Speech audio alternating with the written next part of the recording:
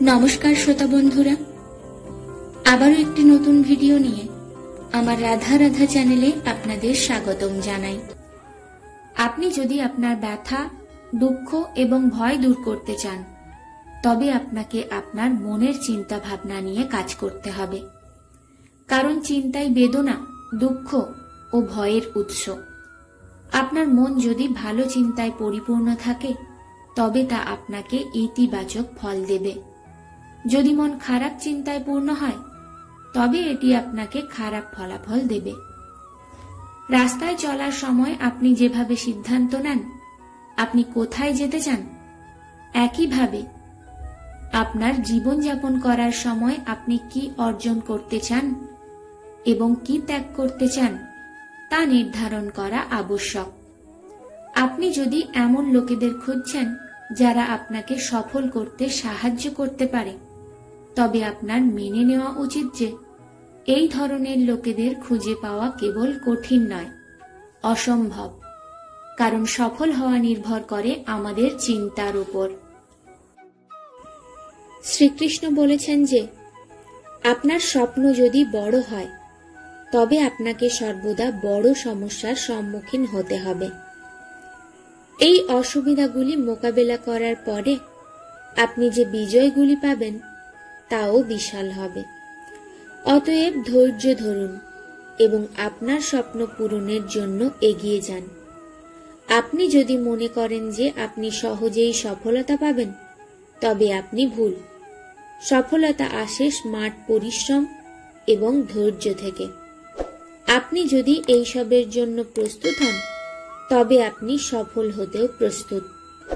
আপনি যদি সফল হওয়ার জন্য দিন-রাত সংগ্রাম করে থাকেন, তবে আপনার পথে আসা সবচেয়ে বড় সমস্যাগুলো আপনাকে থামাতে পারবে না। যদি কেউ আপনাকে বাধা দেয়, তবে আপনি নিজেই হবেন, আর কেউ না। আর কতদিন নিজের ভাগ্যকে অভিশাপ দিয়ে বসে থাকবেন? কখনো কখনো পূর্ণ উদ্যমে উঠতে হবে। পূর্ণ নিষ্ঠা ও পরিশ্রমের সাথে কাজ করে আপনার ভাগ্য পরিবর্তন করতে হবে।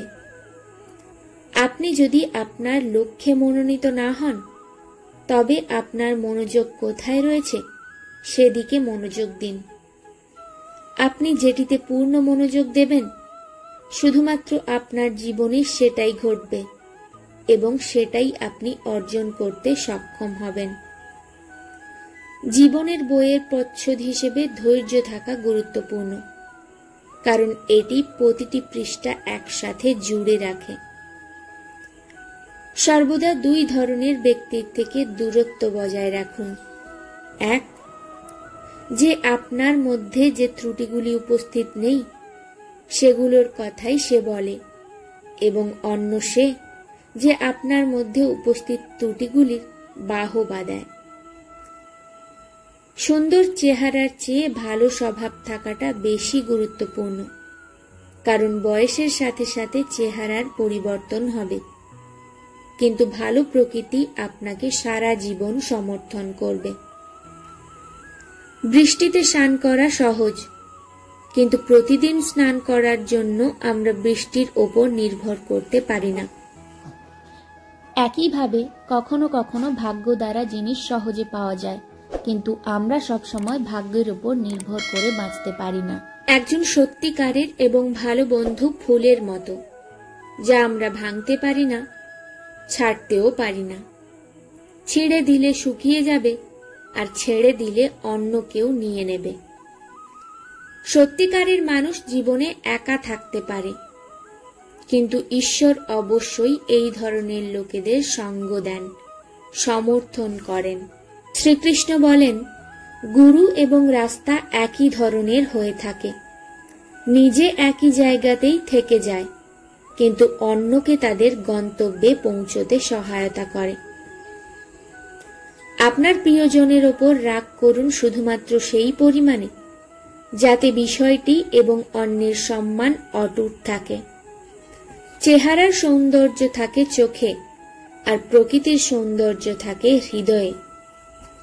ভালো সময় শুধু তাদেরই সমর্থন করে যারা কখনো কারো সম্পর্কে খারাপ ভাবে না।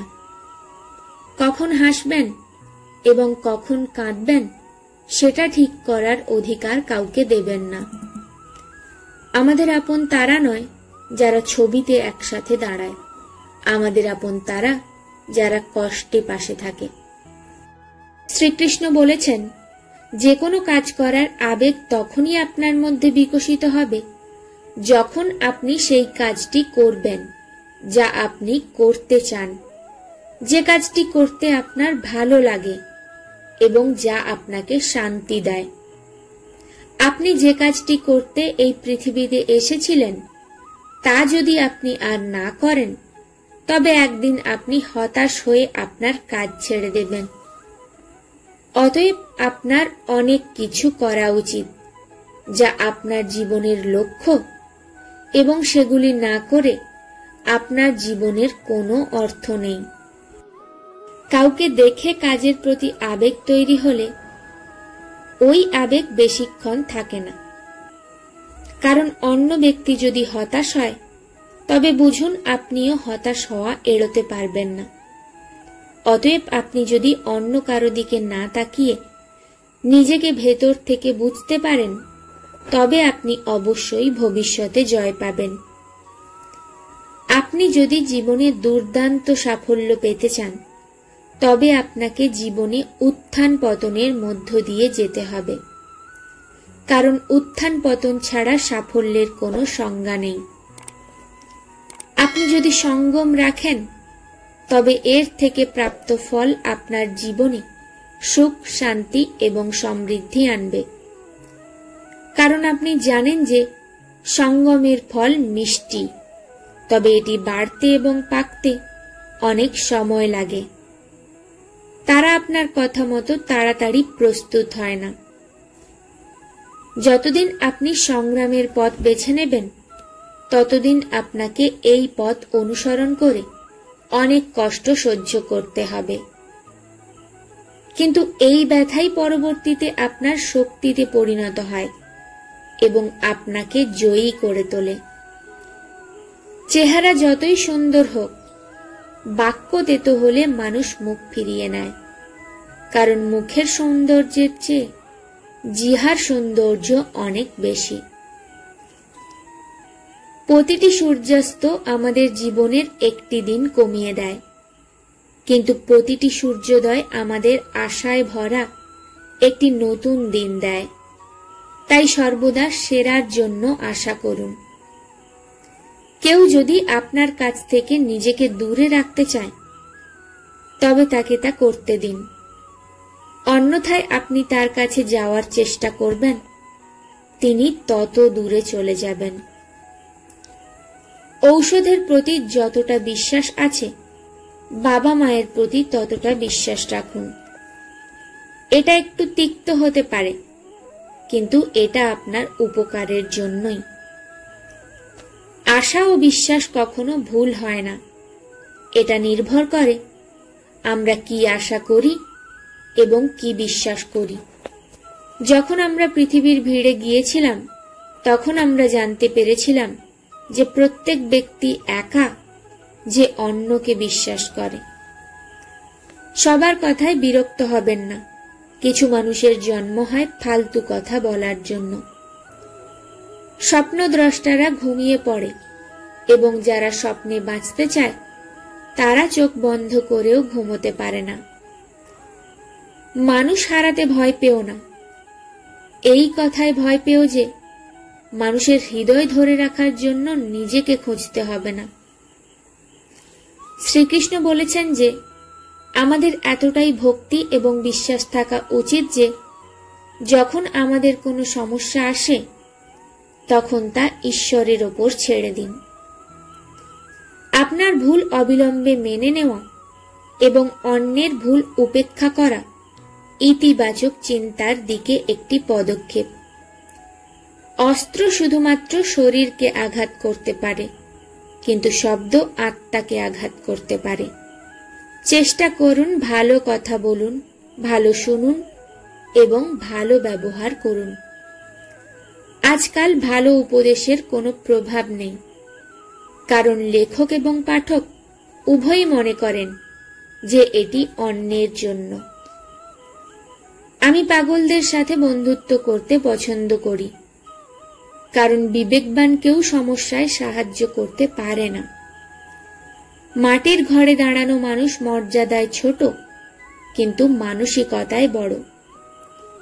যার নিঃশ্বাস নেই সে মৃত, যার মানসিকতা নেই তাকে কিভাবে জীবিত বলবো? জীবন যাপনের দুটি উপায় আছে। আপনি যা পছন্দ করেন তা অর্জন করুন, অথবা আপনার কাছে যা আছে তা পছন্দ করুন।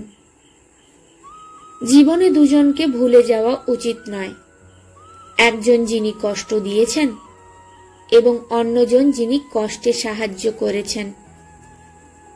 রঙের মধ্যে এত রং কোথায়? মানুষ আজ যেভাবে রং বদলাচ্ছে। মূল্যবোধ কোনো বিশ্ববিদ্যালয়ে পাওয়া যায় না, শুধু ঘরের পরিবেশেই পাওয়া যায়। আপনি যদি একা উপার্জন করেন এবং পুরো পরিবার খায়, তবে অহংকার করবেন না। ঈশ্বরকে ধন্যবাদ দিন যে ঈশ্বর আপনাকে এই ভালো কাজের জন্য মনোনীত করেছেন। যদি আপনার হৃদয়ে কিছু করার ইচ্ছা থাকে, তবে জ্বলন্ত প্রদীপও ঝড়ের ভয় পায় না।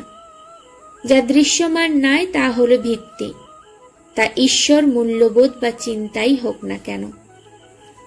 আপনি কি কখনো ভেবে দেখেছেন কেন জল থেকে বিচ্ছিন্ন হয়ে মাছ মারা যায়? কারণ তারা জানতো না যে কারো কাছে থাকাটা প্রথমে অভ্যাসে পরিণত হয়, তারপর অবশ্যই পরে জীবন হয়ে যায়। ভাষা অনুবাদ করা যায়, আবেগ নয়। কখনো কখনো প্রশংসা পেতে এবং উপলব্ধি করাতে কিছু সময়ের জন্য এটি থেকে দূরে থাকা প্রয়োজন। মনে রাখবেন, প্রায়শই সেই লোকেরা আমাদের দিকে আঙুল তোলে যাদের আমাদের স্পর্শ করার ক্ষমতা নেই। আজকাল পৃথিবীতে একজন মানুষের মূল্য সে চলে গেলেই বোঝা যায়। একজন মানুষ যখন তার সমস্যাগুলো আপনার সামনে তুলে ধরেন, তখন সে ঈশ্বরের মতো আপনার প্রতি পূর্ণ বিশ্বাস রাখে। যে কোনো মহান লক্ষ্য অর্জনের জন্য সংগ্রামের পথে একাই চলতে হয়, এবং আপনি যখন লক্ষ্য অর্জন করেন, লোকেরা আপনাকে অনুসরণ করতে শুরু করে। ভাগ্যের অপর নাম অধ্যবসায়। আপনি যদি আপনার কাজ পূর্ণ নিষ্ঠা এবং কঠোর পরিশ্রমের সাথে করেন, তবে কেউ আপনাকে সফল হতে বাধা দিতে পারবে না। আপনার যদি কঠোর পরিশ্রম করার আবেগ না থাকে, তবে আপনি প্রতিটি পদক্ষেপে বাধা দেখতে পাবেন। যদি কেউ আপনাকে ছেড়ে চলে যায়, তবে এই দুঃখে দিনরাত কাটাবেন না। দুঃখ ভুলে সামনের দিকে এগিয়ে যান এবং নিজেকে এত মহান করুন যে ব্যক্তি আপনাকে ছেড়ে চলে গেছে সে আপনার এক আভাস পেতে চায়। আপনি যদি কোনো চেষ্টা না করে ভাবেন যে আপনার সময় শীঘ্রই বা পরে পরিবর্তন হবে, তবে লিখে রাখুন যে আপনি মৃত্যুর শেষ পর্যায়ে আসবেন, কিন্তু আপনার সময় বদলাবে না। যারা পরিশ্রমে বিশ্বাসী তাদের জন্যই সময় বদলায়। ভগবান আপনাকে ভেতর থেকে বাইরে থেকে এমনভাবে সৃষ্টি করেছেন যে আপনি যদি নিজেকে সঠিকভাবে ব্যবহার করা শুরু করেন, তবে আপনি যা হতে চান তাই হতে পারবেন, এবং আপনি যা করতে চান তা করতে পারবেন। আপনি যদি দায়িত্বকে আপনার কর্তব্য মনে করেন, আনন্দের সাথে বহন করেন, তখন দায়িত্ব আপনাকে দক্ষ এবং শক্তিশালী করে তোলে। শ্রীকৃষ্ণ বলেছেন যে আপনার মন যত দ্রুত চলবে, আপনার সাফল্যের গতি তত ধীর হবে। সুতরাং আপনি আমাকে অনুসরণ করুন, আপনার মনকে নিয়ন্ত্রণ করুন এবং আপনার মস্তিষ্ককে প্রশিক্ষণ দিন। এক সময়ের কথা, একটি রাজ্যে একটি শক্তিশালী রাজা দ্বারা শাসিত ছিল। তার কোনো সন্তান ছিল না।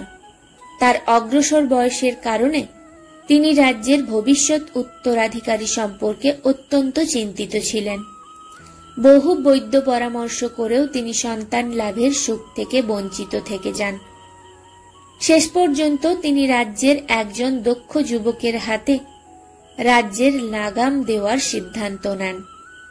তিনি ভবিষ্যৎ উত্তরসূরি নির্বাচনের জন্য একটি যোগ্যতা পরীক্ষার আয়োজন করেছিলেন। এই উদ্দেশ্যে একটি সুদৃশ্য প্রাসাদ নির্মাণ করা হয়েছে। প্রাসাদের দরজায় একটি গাণিতিক সমীকরণ খোদাই করে সমগ্র রাজ্যের কাছে ঘোষণা করা হয়েছিল যে রাজ্যের সমস্ত যুবকদের প্রাসাদের দরজা খোলার জন্য আমন্ত্রণ জানানো হচ্ছে। দরজায় লেখা সমীকরণ সমাধান করে যে দরজা খুলতে সফল হবে তাকে একটি প্রাসাদ উপহার দেওয়া হবে এবং তাকে রাজ্যের উত্তরাধিকারীও ঘোষণা করা হবে। ঘোষণার দিন থেকেই নবনির্মিত প্রাসাদে যুবকদের উপচে পড়া ভিড় লাগতে শুরু করল। সকাল থেকে সন্ধ্যা পর্যন্ত যুবকরা সেখানে এসে দরজায় লেখা গাণিতিক সমীকরণগুলো সমাধানের চেষ্টা করত। কিন্তু আশ্চর্যের বিষয় হল এর সমাধান কেউ করতে পারেনি। কেউ এটি লিখে বাড়ি নিয়ে যেত, কেউ বা মুখস্থ করে, এবং এর সমাধান খুঁজে বের করার জন্য সম্ভাব্য প্রতিটি উপায় চেষ্টা করত, কিন্তু ব্যর্থ হয়েছিল। অনেক দিন কেটে গেল, এমনকি রাজার সর্বশ্রেষ্ঠ গণিতবিদরাও সেই সমীকরণের সমাধান খুঁজে পাননি। রাজা অন্যান্য রাজ্যের গণিতবিদদের আমন্ত্রণ জানালেন। অন্যান্য রাজ্যের গণিতবিদরা গাণিতিক সমীকরণগুলি সমাধান করতে শুরু করেছিলেন। বেলা বাড়ার সাথে সাথে গণিতবিদরা একে একে চলে গেলেন। মাত্র 3 জন অবশিষ্ট ছিলেন। তাদের মধ্যে 2 জন অন্য রাজ্যের গণিতবিদ, কিন্তু তৃতীয় জন গ্রামের একজন সাধারণ যুবক। উভয় গণিতবিদ যখন গাণিতিক সমীকরণ সমাধানে ব্যস্ত, যুবকটি এক কোণে দাঁড়িয়ে তাদের দেখছিল। রাজা তাকে এভাবে দাঁড়িয়ে থেকে তাকে ডেকে জিজ্ঞাসা করলেন, দরজায় লেখা সমীকরণ তুমি সমাধান করছো না কেন? যুবকটি বলল, মহারাজ, আমি এই বিখ্যাত গণিতবিদকে দেখতে এসেছি। তিনি তার রাজ্যের এত বড় গণিতবিদ, তাদের সমীকরণটি সমাধান করতে দিন। সমাধান পেলে সে রাজ্যের উত্তরাধিকারী হবে।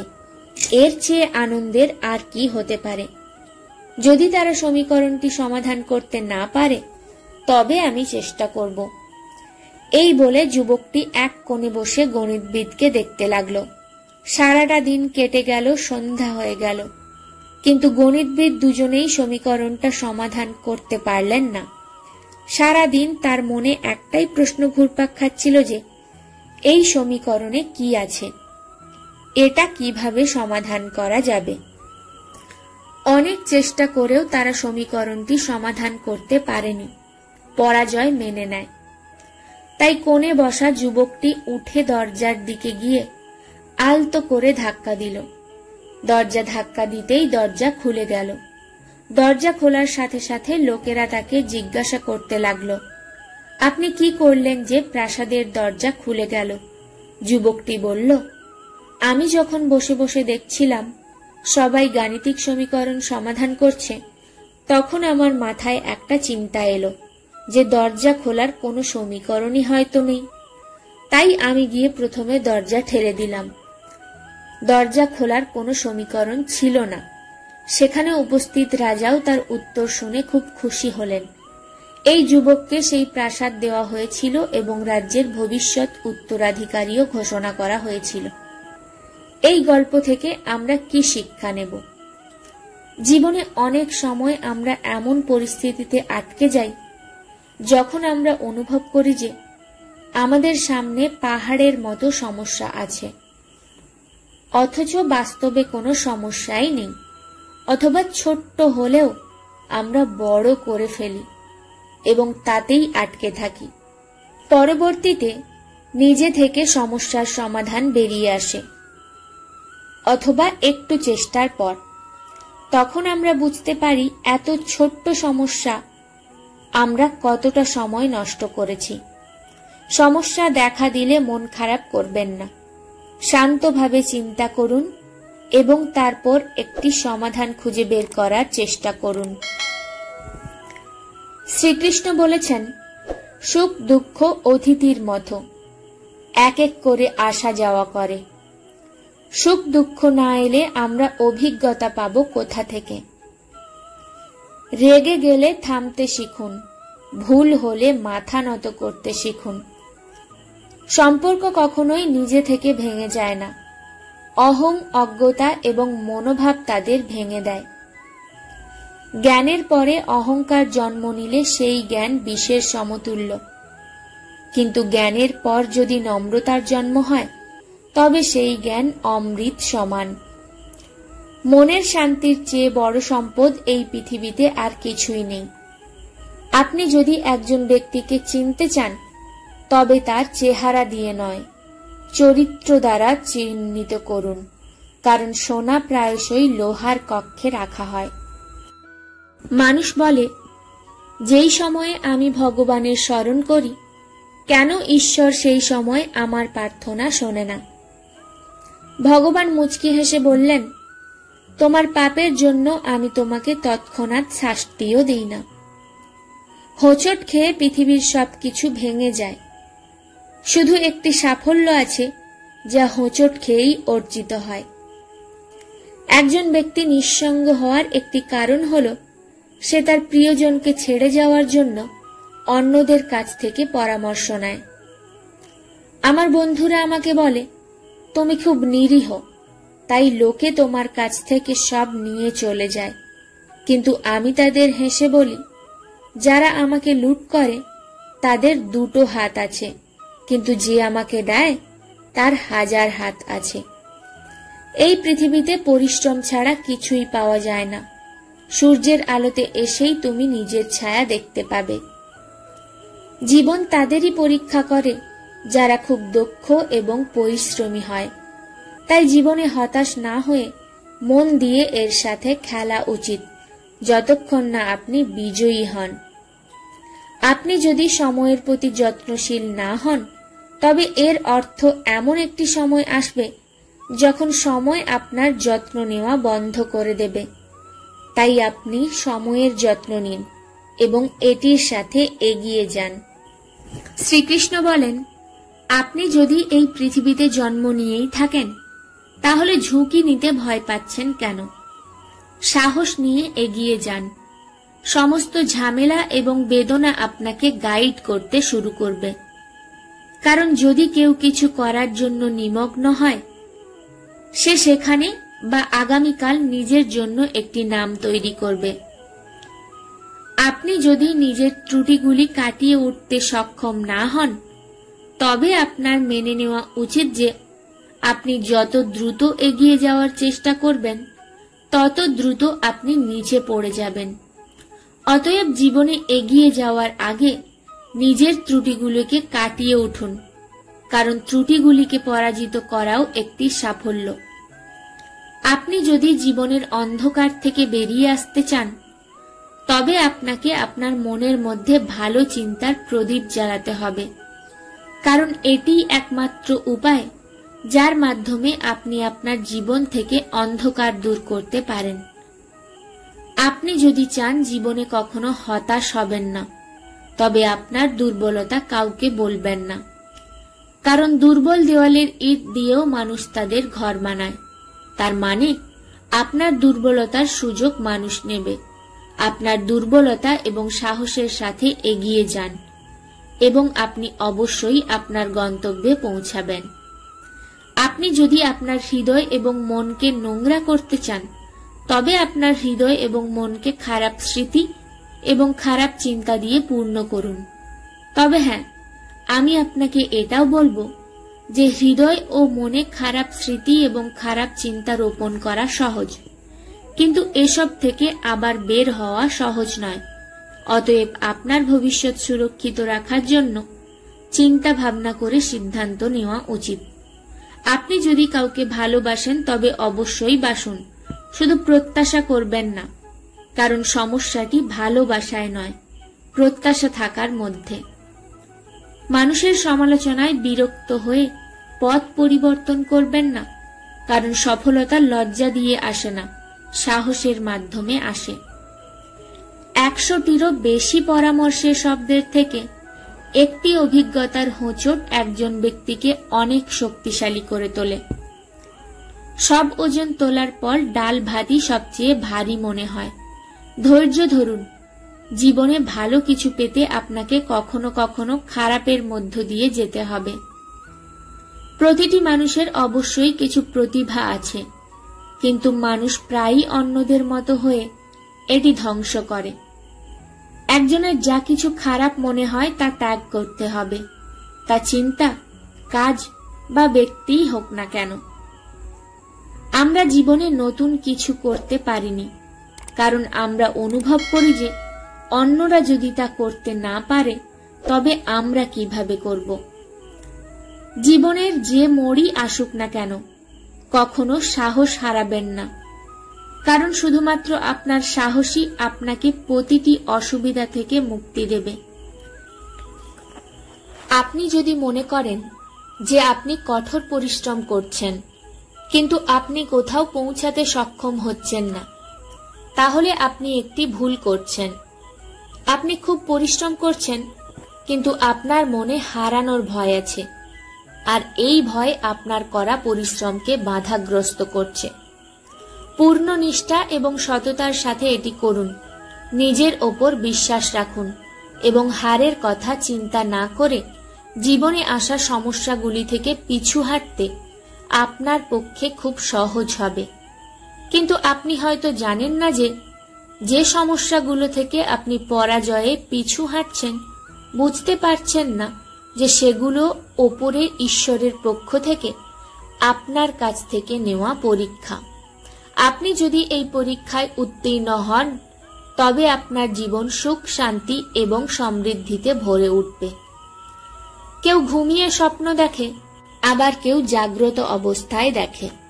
যে ঘুমিয়ে স্বপ্ন দেখে সে আজ পর্যন্ত কিছুই পায়নি, কিন্তু যে জেগে স্বপ্ন দেখে সারা রাত দিন কাটিয়ে দেয় স্বপ্নকে সত্যি করতে, ভাগ্য তার পুরো জীবন বদলে দিয়েছে। নিজের ওপর বিশ্বাস রাখুন। যে মানুষটি পূর্ণ নিষ্ঠা এবং পরিশ্রমের সাথে কাজ করেছেন, শীঘ্রই তিনি এই পৃথিবীতে নিজের নাম করেছেন। আপনিও যদি নাম কামাতে চান, তাহলে আজ থেকেই দৌড় শুরু করুন, অর্থাৎ নিজের ওপর আস্থা রাখুন এবং সম্পূর্ণ নিষ্ঠা ও কঠোর পরিশ্রমের সাথে আপনার কাজটি সম্পূর্ণ করুন।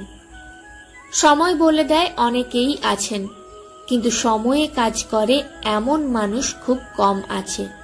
নিজের ভাগ্যকে দোষারোপ করবেন না। আপনি মানুষ হয়ে জন্মেছেন, তা যদি ভাগ্য না হয় তাহলে কি?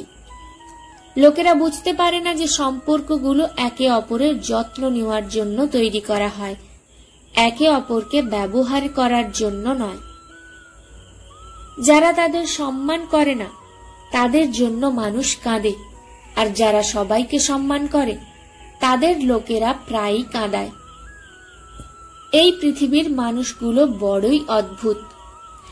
পৃথিবী আপনার পথে পাথর নিক্ষেপ করবে, কিন্তু আপনি কিভাবে এই পাথর ব্যবহার করবেন তা আপনার ওপর নির্ভর করে। অন্যের দিকে একই পাথর ছুঁড়ে বা নিজের কাজ করে। জীবনে কখনো হতাশ হবেন না। কে জানে, হয়তো আগামীকালটা সেই দিন যেদিনের জন্য অধীর আগ্রহে অপেক্ষা করছিলেন। কখনো কাউকে কষ্ট দেবেন না, কারণ দেওয়া জিনিস একদিন 1000 গুণ হয়ে ফেরত আসে। সময়ের সাথে সাথে সবকিছু বদলে যায়, মানুষ, পথ, অনুভূতি, এবং কখনো কখনো আমরা নিজেরাই প্রতিটি হারানো জিনিস, যখন এটি ভেঙে যায়, তা পূরণ করতে পারি না। বিশ্বাস একবার হারিয়ে গেলে কি তা ফিরে পাওয়া যায়?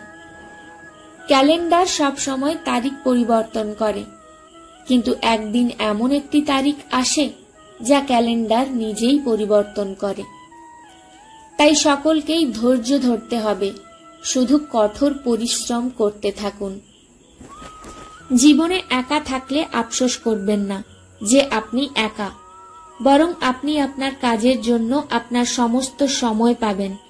এবং মনে রাখবেন, কাজের চেয়ে কেউ বড় নয়, কাজের চেয়ে বড় বন্ধু নেই। পরাজয়কে পরাজয় হিসেবে দেখবেন না, এটাকে আরো শেখার সুযোগ হিসেবে দেখুন।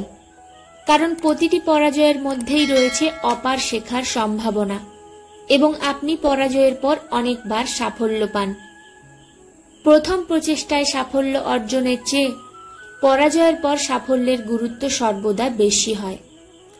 আপনি যদি দেখেন, প্রকৃতি আমাদের অনেক কিছু শেখায়।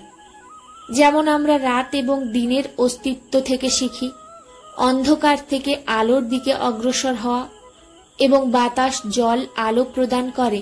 প্রকৃতি আমাদের নিঃস্বার্থভাবে মানুষের সেবা করতে শেখায়। মধুবন গ্রামে সুমন নামে একটি মেয়ে থাকত, যার বয়স ছিল মাত্র 12 বছর। সে কখনো স্কুলে যায়নি, তবুও সে সমস্ত কিছু করার স্বপ্ন দেখত, যাতে সে সারা বিশ্বে বিখ্যাত হতে পারে। সুমনের গ্রামবাসী তাকে সবসময় পাগল বলে ডাকত, কারণ সে কখনো স্কুলে যায়নি, তবুও জীবনে বড় কিছু করার স্বপ্ন দেখত।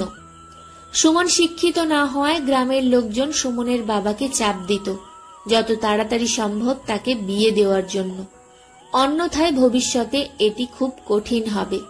গ্রামবাসীর কথায় সুমনের বাবা পুরোপুরি একমত হলেও সুমন রাজি হয়নি।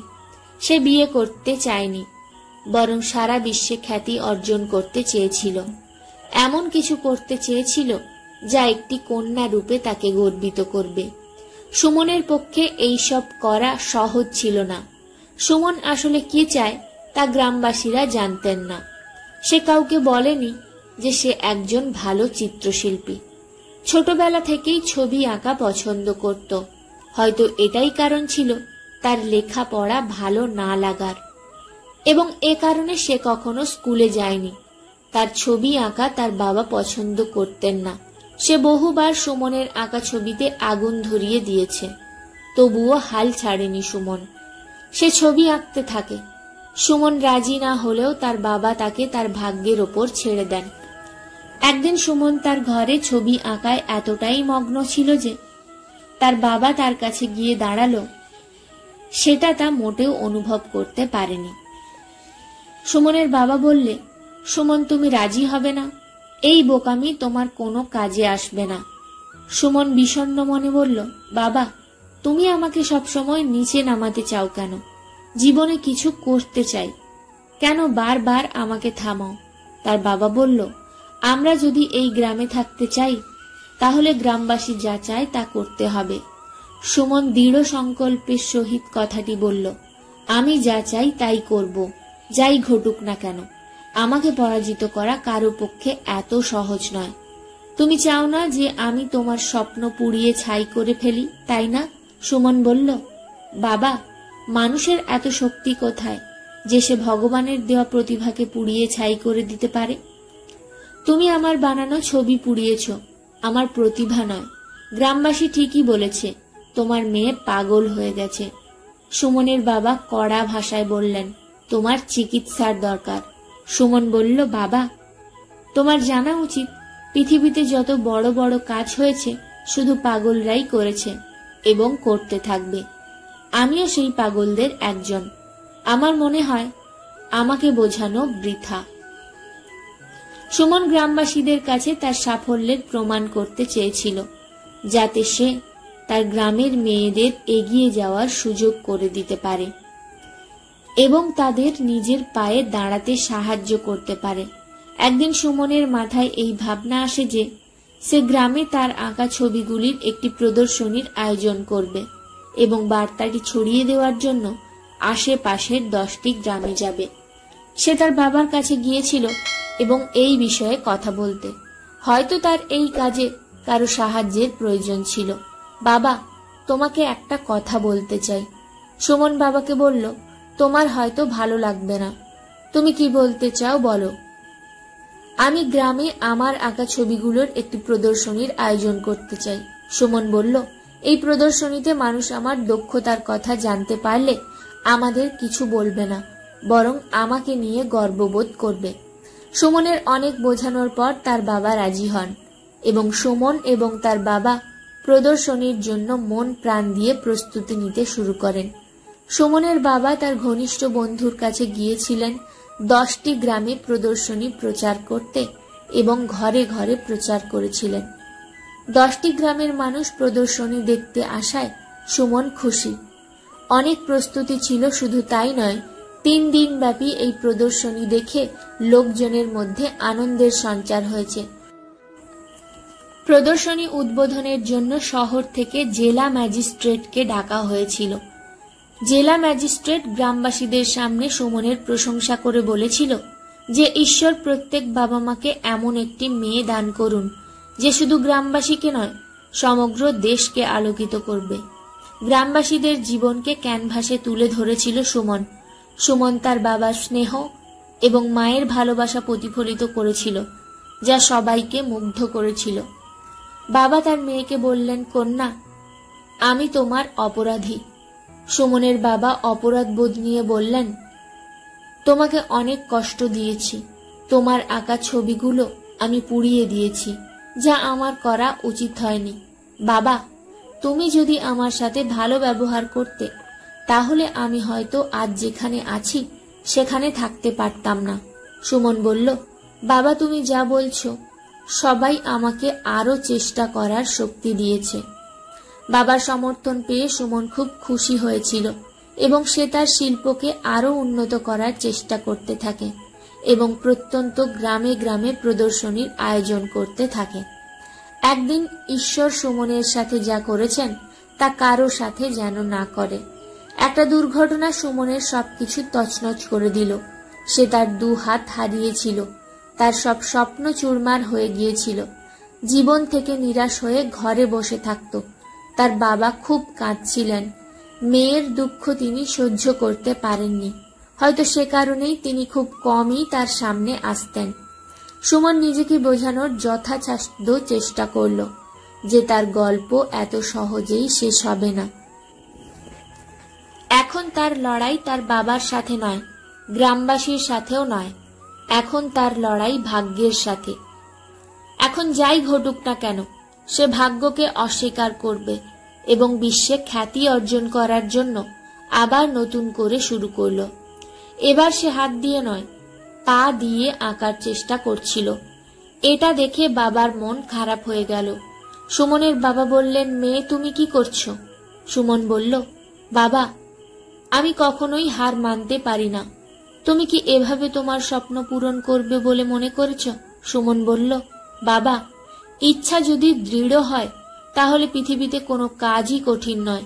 আমার চেয়েও বেশি বিকলাঙ্গরা অনেক বেশি কিছু করে সফল হয়ে দেখিয়েছে। সুমনের বাবা বললেন, মেয়ে, চেষ্টা করো, আমি সর্বদা তোমার সাথে আছি। তোমার প্রচেষ্টা তোমার দুর্ভাগ্যকে পরাজিত করবে। আর এভাবেই বহু বছর পরিশ্রমের পর সুমনের জীবন আবার ফিরে এলো। তার ভাঙা স্বপ্নগুলো আবার একত্রিত হতে থাকে। সে গ্রাম থেকে শহরে তার চিত্রকর্মের জন্য বিখ্যাত হতে শুরু করলো। যে গ্রামবাসীদের সুমনকে নিয়ে সমস্যা ছিল, হাত যাওয়ার পরে তারা তার জন্য প্রার্থনা করতে লাগলো। এমনকি ঈশ্বরও তার প্রচেষ্টার কাছে হেরে গেছেন। সুমনের যা প্রাপ্য তিনি তা দিতে বাধ্য হলেন। একদিন সুমন মনে মনে বলল, মানুষ আমার বিরুদ্ধে ছিল, এমনকি আমার বাবাও চাননি যে আমি নিজের জন্য নাম করি।